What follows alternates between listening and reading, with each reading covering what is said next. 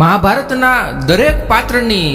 વેદના અને જયદેવસિંહ પઢારિયા પોતાની રચનાની અંદર વર્ણવે છે કે ચક્રધારી હોવા છતાં બાંસુરી લઈ બેસી રહ્યો પરમાત્મા થયાની આ શ્રી કૃષ્ણની વેદના છે, અને સામર્થ્ય હોવા છતાં નિસ્તેજ બની રહ્યા પ્રતિજ્ઞા પાડવાની આ ભીષ્મની વેદના છે, અને નીતિજ્ઞ હોવા છતાં અનિતિ જોઈ રહ્યા દાસી પુત્ર કયાની આ વિદુરની વેદના છે, અને જ્ઞાની હોવા છતાં અજ્ઞાની બની રહ્યા પુત્રના પ્રેમની આ દ્રોણાચાર્યની વેદના છે, અને સત્ય જાણવા છતાં અસત્ય સાથે રહ્યા અમર થયાની આ અશ્વસ્થામાની વેદના છે, અને ગુરુ ન હોવા છતાં અંગૂઠો આપી રહ્યા શિષ્ય ન થયાની આ એકલવ્યની વેદના છે, અને અંધ હોવા છતાં મહારાજ થઈને રહ્યા અંદરથી અંધ થયાની આ ધૃતરાષ્ટ્રની વેદના છે, અને પરિપૂર્ણ હોવા છતાં અંધ બનીને રહ્યા સર્વસ્વ ગુમાવ્યાની આ ગાંધારીની વેદના છે, અને બુદ્ધિમાન હોવા છતાં પ્રપંચ કરી રહ્યા બહેનના પ્રેમની આ શકુનીની વેદના છે, અને પોતિકા હોવા છતાં પારકો બની રહ્યા આંધળાના અંધ કયાની આ દુર્યોધનની વેદના છે, અને અધિકાર હોવા છતાં વનમાં જઈ રહ્યા બ્રહ્મ અપરાધની આ પાંડુની વેદના છે, અને 5 પુત્રો હોવા છતાં પોતાને કોસી રહ્યા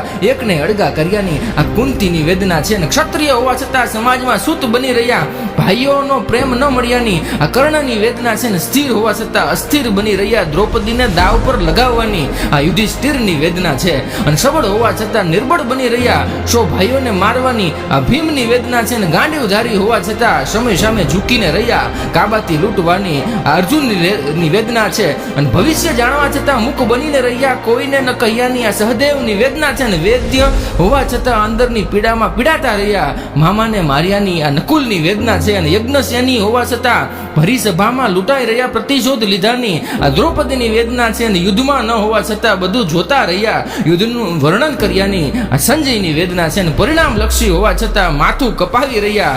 યુદ્ધમાં ન રહ્યાની આ બરબરકની વેદના છે, અને બાળપણ હોવા છતાં કાળ સામે બાત ભરી રહ્યા ઉદરમાં જાણ્યાની આ અભિમન્યુની વેદના છે, અને છેલ્લે